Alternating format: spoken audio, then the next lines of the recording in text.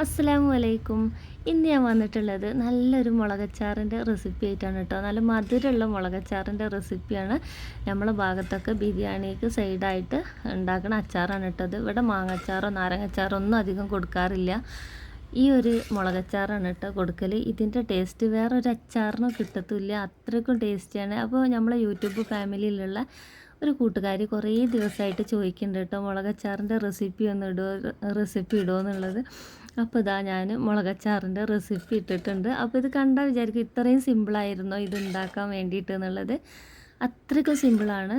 പെട്ടെന്ന് തന്നെ ഒരു 5 മിനിറ്റ് ഉണ്ടെന്നുണ്ടെങ്കിൽ ഉണ്ടാക്കിയെടുക്കാൻ കഴിയണ നല്ലൊരു അച്ചാറാണ് കേട്ടോ ഇത്. ഇതിൻ്റെ കളറും ടെക്സ്ചറും ഒക്കെ കാണുമ്പോൾ തന്നെ ഇതിൻ്റെ ഒരു ടേസ്റ്റും കൂടി മനസ്സിലാവുമല്ലോ എല്ലാവർക്കും. അപ്പോൾ എല്ലാ കൂട്ടുകാരും ഫസ്റ്റ് തന്നെ വീഡിയോ ഒന്ന് ലൈക്ക് ചെയ്തിട്ട് കാണാൻ ശ്രമിക്കുക കേട്ടോ. അപ്പോൾ നിങ്ങൾ ലൈക്ക് ചെയ്താൽ ഒരുപാട് പേരിലേക്ക് നമ്മളെ വീഡിയോ എത്തുള്ളൂ. അപ്പോൾ എങ്ങനെയാണ് ഉണ്ടാക്കാമെന്ന് നമുക്ക് നോക്കട്ടോ. അപ്പോൾ ഇതാ ഞാനിവിടെ ഒരു ചട്ടിയാണ് വെച്ച് കൊടുത്തിട്ടുള്ളത്, ചെറിയൊരു മൺചട്ടി കേട്ടോ. പിന്നെ ഇതിലേക്ക് ഞാൻ ഒഴിച്ചു കൊടുക്കുന്നത് സൺഫ്ലവർ ഓയിലാണ് കേട്ടോ. ഇതിന് നമ്മൾ എണ്ണ ഒഴിച്ചു കൊടുക്കില്ല. നമ്മൾ അച്ചാറിടുമ്പോൾ എണ്ണ ഉപയോഗിക്കുമല്ലോ, പക്ഷേ ഇതിന് എണ്ണ ഉപയോഗിക്കില്ല കേട്ടോ. വെളിച്ചെണ്ണ വേണമെങ്കിൽ ഉപയോഗിക്കാം, സാധാ ഓയിൽ വേണമെന്നുണ്ടെങ്കിൽ ഉപയോഗിക്കാം. എന്നിട്ട് എണ്ണ ഒഴിച്ചതിന് ശേഷം അതിലേക്ക് 1/2 ടീസ്പൂണ് ഉലുവയും 1/2 ടീസ്പൂണ് കടുകും കൂടി ഇട്ട് കൊടുത്തിട്ടുണ്ട്. പിന്നെ അത് 1 ടേബിൾ സ്പൂണോളം ഇഞ്ചി വെളുത്തുള്ളി ചതച്ചതാണ് ഇട്ട് കൊടുത്തിട്ടുള്ളത്. പേസ്റ്റ് ഇട്ട് കൊടുക്കരുത്, കഷ്ണാക്കിയിട്ട് ഇട്ട് കൊടുക്കരുത്, ചതച്ചിട്ട് തന്നെ ഇട്ട് കൊടുക്കുക കേട്ടോ. എന്നാലാണ് അതിൻ്റേതായിട്ടുള്ളൊരു ടേസ്റ്റ് വരുള്ളൂ. പിന്നെ അത് കുറച്ച് ഫ്രഷ് ആയിട്ടുള്ള കരിവേപ്പിൻ്റെ ഇലയും കൂടി ഇട്ടിട്ട് നല്ലോണം ഒന്ന് പൊട്ടിച്ചെടുക്കുന്നുണ്ട്. അതിന് ശേഷമാണ് നമ്മൾ നല്ലോണം കഴുകിയിട്ട് ഞെട്ടിയൊക്കെ പൊട്ടിച്ചിട്ട് വെച്ചിട്ടുള്ള പച്ചമുളക് ഇട്ട് കൊടുക്കുന്നത്. ഇതൊരു 10-20 പച്ചമുളക് ഉണ്ടാവും കേട്ടോ. നമുക്ക് നമ്മളെ ഇഷ്ടത്തിനനുസരിച്ച് എത്രയാണോ വേണ്ടത് അതിനനുസരിച്ചിട്ട് പച്ചമുളകൊക്കെ ഇട്ട് കൊടുക്കുക. അപ്പോൾ ഞാനിതാ ഒരു 20ഓളം പച്ചമുളക് ഉണ്ടാവും ഇട്ട് കൊടുത്തിട്ടുള്ളത്. പിന്നെ പച്ചമുളക് ഇടുമ്പോൾ ശ്രദ്ധിക്കേണ്ടത് ഇതുപോലത്തെ ഉണ്ട മുളക് തന്നെ ഇട്ട് കൊടുക്കണം. നീളത്തിലുള്ള മുളകേറ്റ് ഈ അച്ചാർ ഉണ്ടാക്കിയിട്ടുണ്ടെന്നുണ്ടെങ്കിൽ അതിൻ്റേതായിട്ടുള്ള ടേസ്റ്റ് കിട്ടൂല കേട്ടോ. ഈ ഉണ്ടമുളക് ഉണ്ടെന്നുണ്ടെങ്കിൽ കിട്ടുകയാണെന്നുണ്ടെങ്കിൽ അതായിട്ട് തന്നെ ഒന്ന് ഉണ്ടാക്കി നോക്കാം. പിന്നെ ഇതാ നല്ലോണം ഇത് ഇട്ട് കൊടുത്തതിൻ്റെ ശേഷം അടുപ്പത്തുനിന്ന് കുറച്ച് മാറി നിന്നുകൊണ്ടിട്ടോ. നല്ലോണം പച്ചമുളക് പൊട്ടിത്തെറിക്കും, കണ്ണുക്കും കയ്യുമ്മക്കും ഒക്കെ വീഴാനുള്ള ചാൻസ് ഉണ്ട്. ഒന്ന് മൂടി വെച്ച് കൊടുത്താലും കുഴപ്പമൊന്നുമില്ല കേട്ടോ. നമ്മളിത് ഇടുമ്പോൾ ഇങ്ങനെ കീറിയൊന്നും കൊടുക്കേണ്ട ആവശ്യമില്ല. അതിൽ കിടന്നിട്ട് തന്നെ അത് പൊട്ടിയിട്ട് ഒന്ന് നല്ലോണം വാടി മേൽഭാഗമൊക്കെ ഒരു വെള്ള കളറായിട്ട് ചുക്കി ചുളിഞ്ഞൊക്കെ വീരും കേട്ടോ. ഒരു കുറച്ച് നേരം ഒന്ന് വഴറ്റി കൊടുക്കുമ്പോൾ തന്നെ അതിന് ശേഷം നമ്മളിതിലേക്ക് പുളിവെള്ളം ഒഴിച്ചു കൊടുക്കണം. ഞാനൊരു വലിയ ഉണ്ട പുളി എടുത്തിട്ട് നല്ലോണം പിഴിഞ്ഞിട്ടാണ് ഒഴിച്ചു കൊടുക്കുന്നത്. പിന്നെ അതിന് ശേഷം 1/2 കപ്പ് വെള്ളം കൂടി ഒഴിച്ചു കൊടുക്കുന്നുണ്ട് കേട്ടോ. നമുക്ക് എത്രയാണോ അച്ചാർ വേണ്ടത് അതിനനുസരിച്ചിട്ട് പുളിവെള്ളത്തിൻ്റെ അളവ് ഒഴിച്ചു കൊടുക്കുക. പിന്നെ അതൊരു 2 ടേബിൾ സ്പൂണോളം മുളക് പൊടി ഞാൻ ഇട്ട് കൊടുക്കുന്നുണ്ട്.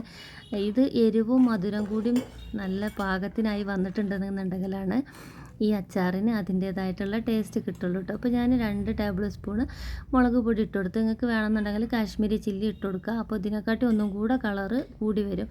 അല്ലാന്നുണ്ടെങ്കിൽ ഇത് നമ്മൾ തിളപ്പിച്ചൊക്കെ വരുമ്പോൾ കളർ ഒന്നുകൂടെ കൂടി വരും കേട്ടോ. എന്നിട്ട് പാകത്തിനുള്ള ഉപ്പ് ഇട്ട് കൊടുത്തിട്ടുണ്ട്. 1/2 ടീസ്പൂൺ ഉപ്പ് ഇട്ട് കൊടുത്തിട്ടുണ്ട്. ഒരു 4 ടേബിൾ സ്പൂണോളം പഞ്ചസാര ഇട്ട് കൊടുത്തിട്ടുണ്ട്. ഇതിലേക്ക് വേണമെന്നുണ്ടെങ്കിൽ ശർക്കര നമുക്ക് ഇട്ട് കൊടുക്കുക. ശർക്കര ഇട്ട് കൊടുക്കണമെന്നുണ്ടെങ്കിൽ അതിൽ പൊടിയും കല്ലും മണ്ണും ഒന്നും ഇല്ലാത്ത ശർക്കരയാണെന്ന് ഉറപ്പ് വരുത്തിയതിന് ശേഷം മാത്രമേ ഇട്ട് കൊടുക്കാൻ പറ്റുള്ളൂ കേട്ടോ. അല്ലാന്നുണ്ടെങ്കിൽ നമുക്ക് പഞ്ചസാര തന്നെ ഇട്ട് കൊടുക്കുക. ഇപ്പോൾ ഇത് നല്ലോണം ഒന്ന് തിളച്ച് വന്നിട്ടുണ്ട് കേട്ടോ. ഇനി ഇതൊരു മീഡിയം ഫ്ലെയിമിലാക്കി വെച്ചിട്ട് കുറച്ച് കഴിഞ്ഞതിൻ്റെ ശേഷം വന്ന് നോക്കിയാൽ മതി. ഇത് പെട്ടെന്ന് തന്നെ വറ്റി കിട്ടും കേട്ടോ. നമ്മൾ പഞ്ചസാര ഇട്ടതല്ലേ, അതുകൊണ്ട് തന്നെ പെട്ടെന്ന് കുറുകി ഇതിൻ്റെ കളറൊക്കെ ചേഞ്ചായിട്ട് വരും. അപ്പോൾ കണ്ടില്ലേ, ഞാനൊരു 5 മിനിറ്റ് കഴിഞ്ഞപ്പോൾ വന്ന് നോക്കിയപ്പോൾ ഇതാ നമുക്ക് ഈ ഒരു പാകത്തിലാണ് കേട്ടോ വേണ്ടത്. ഇതിനി ഇപ്പോൾ ഓഫാക്കിയിട്ടുണ്ടെന്നുണ്ടെങ്കിൽ ഒന്നും കൂടെ തിക്കായിട്ട് വരും. നമ്മളിത് പ്ലേറ്റിൽ ഒഴിച്ചു കൊടുത്തിട്ടുണ്ടെന്നുണ്ടെങ്കിൽ ഒഴുകി പോവരുത്, അതാണ് ഇതിൻ്റെ പരുവട്ടോ. മറ്റേത് നമ്മൾ ഇവിടെ ഒഴിച്ചു കൊടുത്തിട്ടുണ്ടെന്നുണ്ടെങ്കിൽ നേരെ ബിരിയാണീൻ്റെ അടിയിക്കാവും ഒഴുകിയെത്തൽ. അങ്ങനത്തെ ഒരു പരുവത്തിലല്ല എടുക്കേണ്ടി. നമ്മളിങ്ങനെ ഒഴിച്ചു കൊടുത്താൽ അവിടെ തന്നെ നിൽക്കണം എന്ന് വെച്ചിട്ട് ഓവർ കട്ടിയാക്കരുത്. പഞ്ചസാരയാണ് പെട്ടെന്ന് തന്നെ കട്ടിയായി പോകും കേട്ടോ. അതുകൊണ്ട് കളറും ചേഞ്ചായിട്ട് പിന്നെ ഒരു കാരമലിൻ്റെ ടേസ്റ്റ് ആയിക്കാനും വരില്ല, അധികം അങ്ങോട്ട് ഉരുകി പോയിട്ടുണ്ടെന്നുണ്ടെങ്കിൽ.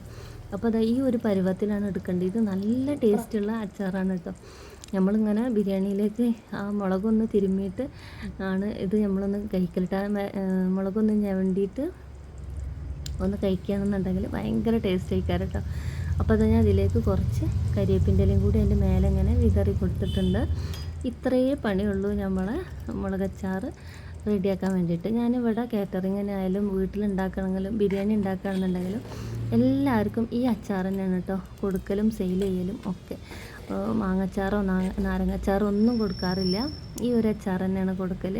എല്ലാവർക്കും ബിരിയാണിക്കൊക്കെ ഇഷ്ടപ്പെട്ട ഒരു അച്ചാർ ഇത് തന്നെയാണ് കേട്ടോ, വേറെ ഏത് അച്ചാറിനെക്കാട്ടി.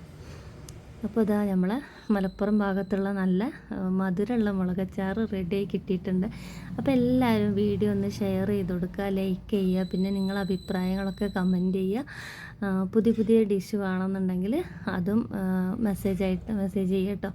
അപ്പോൾ ഞാൻ എല്ലാവരും പറഞ്ഞ എല്ലാ ഡിഷസും ഞാൻ ഓരോരോ വീഡിയോ ആയിട്ട് ഞാൻ ഇടണ്ട് കേട്ടോ. അപ്പോൾ ഞാനിപ്പോൾ ഈ പാത്രത്തേക്ക് വിളമ്പുമ്പോൾ അതിൻ്റെ ഒരു ടെക്സ്ചർ മനസ്സിലാവണില്ല, എത്രമാത്രം തിക്നെസ്സിലാണ് ഈ അച്ചാർ വേണ്ടത് എന്നുള്ളത്. അപ്പോൾ ഇത്ര പണിയുള്ളൂ കേട്ടോ നമ്മൾ അച്ചാർ ഉണ്ടാക്കാൻ വേണ്ടിയിട്ട്. അപ്പോൾ എല്ലാവർക്കും വീഡിയോ ഒക്കെ ഇഷ്ടമാവുന്നുണ്ടെന്ന് കരുതണേ. നിങ്ങളെല്ലാവരും ചോദിക്കുന്ന കമൻറ്റിനും എന്നെക്കൊണ്ട് ആവുന്ന പോലെ ഞാൻ എല്ലാവർക്കും മറുപടി തരാറുണ്ട്. അപ്പോൾ എന്തെങ്കിലും നിങ്ങൾക്ക് എന്നോട് അറിയണമെന്നുണ്ടെങ്കിൽ മെസ്സേജിലൂടെ ചോദിച്ചാൽ മതി കേട്ടോ. അപ്പോൾ നമ്മളെ വീഡിയോ ഇത്രയൊക്കെ തന്നെ ഉള്ളൂ. അപ്പോൾ എല്ലാവരും ഉണ്ടാക്കി നോക്കിയിട്ട് അഭിപ്രായം കമൻ്റായിട്ട് അറിയിക്കുക കേട്ടോ. അപ്പോൾ ഒരുപാട് സ്നേഹത്തോടെ ഞങ്ങളുടെ സ്വന്തം നൂറ തിരൂർ.